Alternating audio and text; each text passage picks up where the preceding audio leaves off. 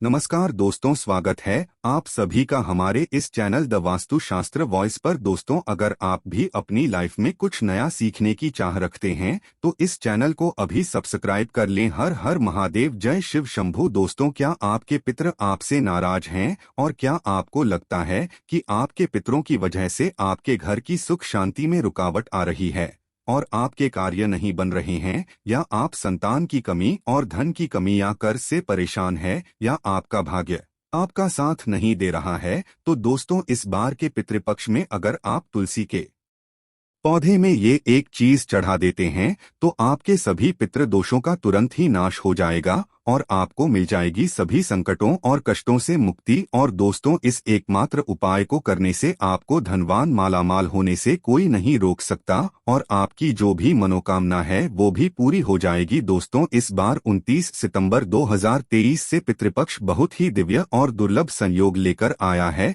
दोस्तों, इस पितृपक्ष में राजयोग, कालसर्प दोष के साथ साथ धन लक्ष्मी योग भी बन रहा है, जिसकी वजह से इस बार के पितृपक्ष श्राद्ध का बहुत अधिक महत्व बढ़ गया है। और इस पितृपक्ष पर यदि आप तुलसी के पौधे से जुड़ा यह आसान सा उपाय कर लेते हैं तो आपकी सभी समस्याओं का तुरंत ही अंत हो जाएगा। इसीलिए दोस्तों, वीडियो को आखिर तक जरूर देखें। और अगर आप भी अपने जीवन में महादेव की कृपा पाना चाहते हैं और पितरों का आशीर्वाद पाना चाहते हैं तो वीडियो को लाइक करके कमेंट में हर हर महादेव लिखना ना भूलें। दोस्तों, पितृपक्ष की शुरुआत इस साल भाद्रपद मास के शुक्ल पक्ष की पूर्णिमा तिथि 29 सितंबर 2023 दिन शुक्रवार से हो रही है, जो 14 अक्टूबर 2023 दिन शनिवार तक रहेगा। पंचांग के अनुसार 29 सितंबर 2023 दिन शुक्रवार को दोपहर 3:26 तक भाद्रपद पूर्णिमा है। इसके बाद अश्विन मास के कृष्ण पक्ष की पहली तिथि प्रतिपदा शुरू हो जाएगी। इसीलिए पितृपक्ष से संबंधित सभी कार्य 14 अक्टूबर तक ही संपन्न कर लेना बेहतर होगा। दोस्तों, पितृपक्ष भाद्रपद माह की पूर्णिमा से शुरू हो जाते हैं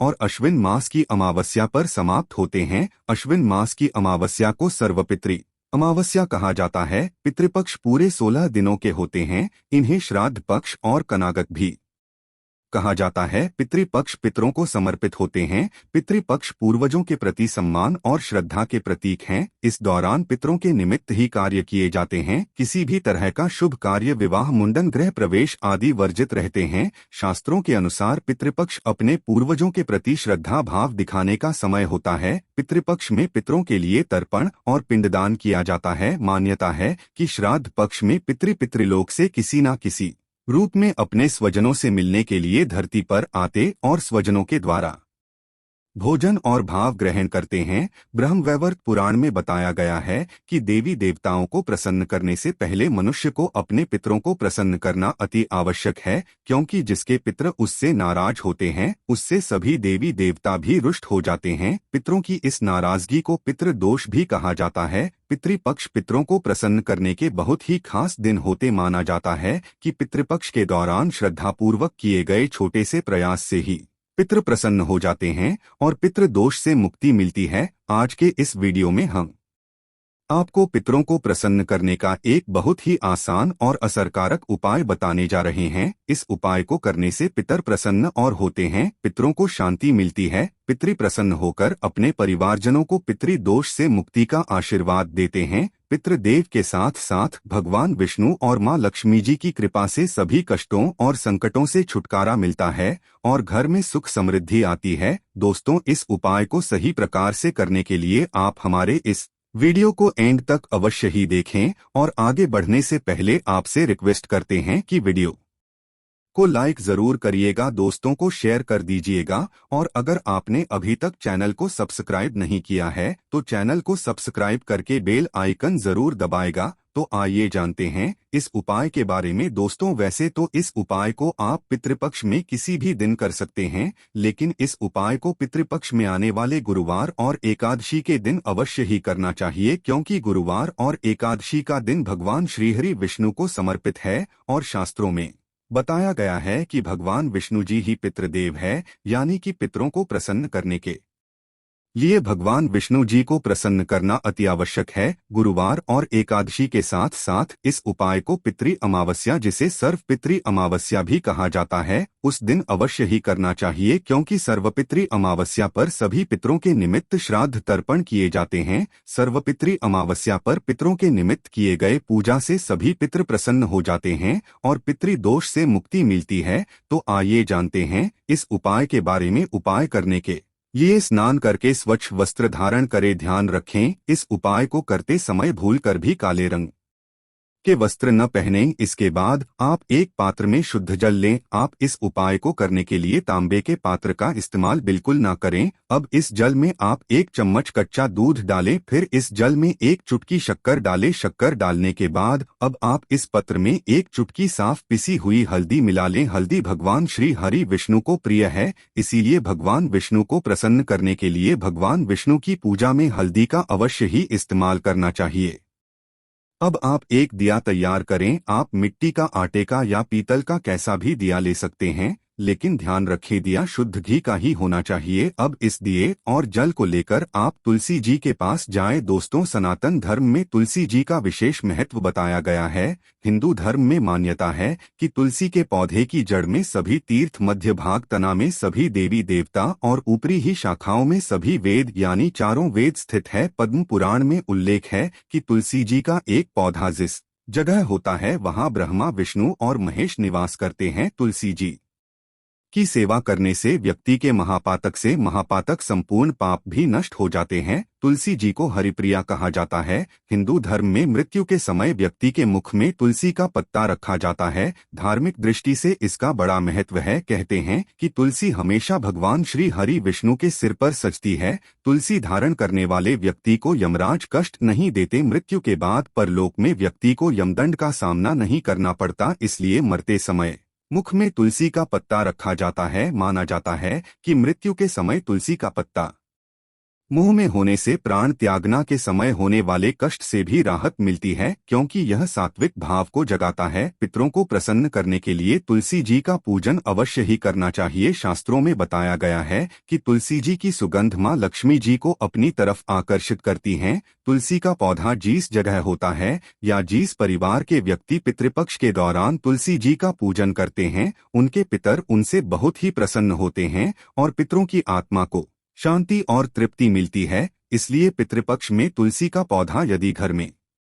लगाया जाए या सही विधि से तुलसी जी का पूजन किया जाए तो इससे पितृ प्रसन्न होते हैं और उनके आशीर्वाद से जातक के जीवन की सारी दिक्कतें दूर हो जाती है। तुलसी जी का पूजन करने के लिए आप जल और दिया लेकर तुलसी के पौधे के पास जाएं। अब आप पूर्व दिशा की तरफ मुंह करके खड़े हो जाएं, यानी आपको ईस्ट की तरफ अपना मुंह कर लेना है, जहां से सूर्योदय होता है। इसके बाद आप भगवान विष्णु जी और मां लक्ष्मी जी को प्रणाम करें। तुलसी माता को प्रणाम करें, पितृ देव को प्रणाम करें। फिर आप भगवान विष्णु जी के द्वादश मंत्र ओम नमो भगवते वासुदेवाय का जाप करते हुए तुलसी जी पर ये जल अर्पित करें। जल अर्पित करने के पश्चात अब आप तुलसी जी के सामने शुद्ध घी का दिया जलाएं। फिर आप भगवान विष्णु के इसी मंत्र ओम नमो भगवते वासुदेवाय का जाप करते हुए तुलसी जी की 11 परिक्रमा करें। तुलसी जी की परिक्रमा करने के पश्चात अब आप तुलसी जी को प्रणाम करें और भगवान विष्णु जी के महामंत्र ओम नमो भगवते वासुदेवाय नमः का 108 बार जाप करें। अब आप तुलसी जी के चरणों की रज यानी कि तुलसी के पौधे के पास से थोड़ी सी मिट्टी उठाकर उसे अपने मस्तक पर लगाएं। फिर आप भगवान विष्णु और मां लक्ष्मी जी को प्रणाम करें और तुलसी माता को प्रणाम करें। अब भगवान विष्णु, लक्ष्मी जी और तुलसी माता से अपने पितरों की तृप्ति और शांति की प्रार्थना करें। अब आप पितृदेव को प्रणाम करें और जाने अनजाने में की गई गलतियों की क्षमा मांगे। इसके बाद आप भगवान से और पितृदेव से प्रार्थना करें कि वह आपके सारे कष्टों और संकटों को दूर करें और अपना आशीर्वाद हमेशा आप पर बनाए रखें। भगवान से पितृदोष से मुक्ति की भी प्रार्थना करें। दोस्तों, शास्त्रों में बताया गया ये बहुत ही आसान और असरकारक उपाय। इस उपाय को करने से पितर प्रसन्न होते हैं और अपने परिवारजनों को आशीर्वाद देते। पितरों के आशीर्वाद से ही जीवन की सारी दिक्कतें दूर हो जाती है और पितृदोष से छुटकारा मिलता है। भगवान विष्णु और माँ लक्ष्मी जी और तुलसी माता की कृपा से घर में सुख समृद्धि आती है। इस उपाय को करते समय कुछ बातों का विशेष ध्यान रखें। महिलाएं पीरियड्स के दौरान इस उपाय को ना करें। तुलसी जी का पूजन करने से पहले स्नान अवश्य ही करें। तुलसी जी का इस तरह पूजन रात्रि के समय या संध्या काल के समय भूल कर भी ना करें। तुलसी जी का पूजन रविवार के दिन भी ना करें। साथ ही इस बात का भी ध्यान रखें कि तुलसी जी का पूजन आप ऐसे ही करें जो मंदिर में लगी हो या आपके खुद के घर में हो। अशुद्ध जगह पर लगी तुलसी जी का पूजन आप भूल कर भी ना करें और तुलसी जी का पूजन जूते चप्पल पहनकर भी ना करें। तुलसी जी का पूजन करते समय इन बातों का विशेष ध्यान रखें। दोस्तों, आइए जानते हैं कि कुंडली में पितृदोष का निर्माण कैसे होता है और इससे कैसे बचा जा सकता है। दोस्तों, हिंदू धर्म में पूर्वजों का बहुत महत्व दिया जाता है। उनकी आत्मा की शांति के लिए व्यक्ति श्राद्ध पिंडदान करते हैं। हर महीने की अमावस्या तिथि के अलावा पितृपक्ष के 15 दिन पितरों को ही समर्पित होता है। इस समय पितरों की आत्मा की शांति के लिए और उनका आशीर्वाद पाने के लिए श्राद्ध, तर्पण, पिंडदान, दान पुण्य आदि किया जाता है। वहीं पितरों के नाराज होने पर कुंडली में पितृदोष का निर्माण हो जाता है। पितृदोष के कारण जीवन में कई तरह की समस्या उत्पन्न हो जाती है। इसके साथ ही मनुष्य कई तरह के कष्टों का सामना करता है। ऐसे में आइए जानते हैं कि कुंडली में पितृदोष का निर्माण कैसे होता है और इससे कैसे बचा जा सकता है। ज्योतिष शास्त्र के अनुसार जब हमारे पूर्वजों की आत्माएं तृप्त नहीं होती, 84 लाख योनियों में भटकते रहते हैं, तो ये आत्माएं पृथ्वी लोक में रहने वाले अपने वंश के लोगों को कष्ट देती है। इसी कष्ट को ज्योतिष शास्त्र में पितृदोष कहा गया है। मान्यताओं के अनुसार मृत्युलोक से हमारे पूर्वजों की आत्माएं अपने परिवार के सदस्यों को देखती रहती है। जो लोग अपने पूर्वजों का अनादर, उनके बताए गए रास्ता पर नहीं चलते हैं या उन्हें कष्ट पहुंचाते हैं, जिस कारण इससे दुखी दिवंगत आत्माएं उन्हें शाप देती है। इसी शाप को पितृदोष माना जाता है। ज्योतिष शास्त्र के अनुसार जब किसी व्यक्ति की कुंडली के लग्न भाव और 5वें भाव में सूर्य या मंगल और शनि विराजमान होते हैं तो पितृदोष का निर्माण हो जाता है। इसके अलावा कुंडली के अष्टम भाव में गुरु और राहु एक साथ आकर बैठते हैं तो भी पितृदोष का निर्माण होता है। जब कुंडली में राहु केंद्र में या त्रिकोण में मौजूद होता है तो पितृदोष बनता है। इसके अलावा जब सूर्य, चंद्रमा और लग्नेश का राहु से संबंध होता है तो जातक की कुंडली में पितृदोष बनता है। जब कोई व्यक्ति अपने से बड़ों का अनादर करता है या फिर उसकी हत्या कर देता है तो ऐसे व्यक्ति को पितृदोष लगता है और जीवन नरक बन जाता है। जब किसी व्यक्ति की कुंडली में पितृदोष का निर्माण होता है तो ऐसे व्यक्ति को अपने जीवन में कई तरह की बाधाओं का सामना करना पड़ता है। ऐसे व्यक्ति के विवाह में देरी होती है, विवाह टूट सकती है, तलाक की स्थिति उत्पन्न हो जाती है, वैवाहिक जीवन में हमेशा तनाव बना रहता है। ऐसी महिलाओं को गर्भधारण में समस्याएं आती हैं, बच्चे की अकाल मृत्यु हो सकती है, जीवन में कर्ज और नौकरी में परेशानियां आती रहती हैं। इसके अलावा ऐसे लोगों के घर में या परिवार में आकस्मिक निधन या दुर्घटना हो सकती है। लंबे समय से किसी बीमारी के चलते परेशान रह सकते परिवार में विकलांग या अनचाहे बच्चे का जन्म हो सकता है। ऐसे व्यक्ति को बुरी आदतों की लत भी लग सकती है। पितृदोष होने पर मिलते हैं ये संकेत। यदि किसी जातक की कुंडली में पितृदोष हो तो उसे अपनी जीवन में कई तरह के कष्ट झेलने पड़ते। पितृदोष के कारण शादी में भी बाधा आती है। ऐसे में विवाह में देरी होने लगती है, समय से शादी नहीं हो पाती है। पितृदोष के कारण वंश वृद्धि रुक जाती है। ऐसे में संतान प्राप्ति में बाधा आ जाती है। इसके साथ ही संतान के करियर से संबंधित भी समस्या उत्पन्न हो जाती है। अगर किसी जातक की कुंडली में पितृदोष होता है तो वह कई तरह की बीमारियों से ग्रसित हो जाते हैं। समय समय पर उनका सेहत बिगड़ने लगता है, धीरे धीरे वह मानसिक तनाव में आना शुरू हो जाते हैं।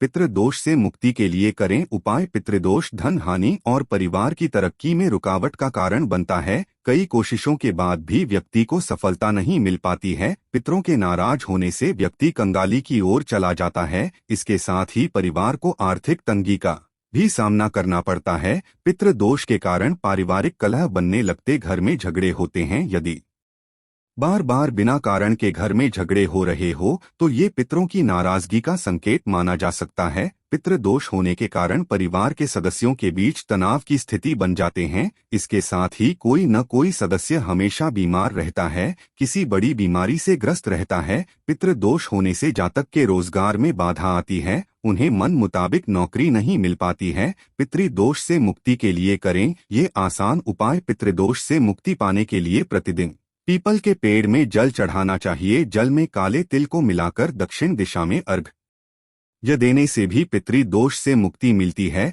अमावस्या और पितृपक्ष में श्राद्ध पिंडदान आदि कर्म करने से भी पितृदोष से मुक्ति पाया जा सकता है। इसके साथ ही इस उपाय को करने से न केवल पितृदोष से मुक्ति मिलती है, साथ ही इससे पितृ भी प्रसन्न होते हैं। पितृदोष को दूर करने के लिए पितृपक्ष में स्वर्ण दान करना भी सबसे लाभकारी माना जाता है। कुंडली में पितृदोष से मुक्ति के लिए व्यक्ति को अपने घर में हर अमावस्या पर श्रीमद्भागवत के गजेंद्र मोक्ष अध्याय का पाठ करना चाहिए। पितृदोष से मुक्ति के लिए जरूर करें यह काम।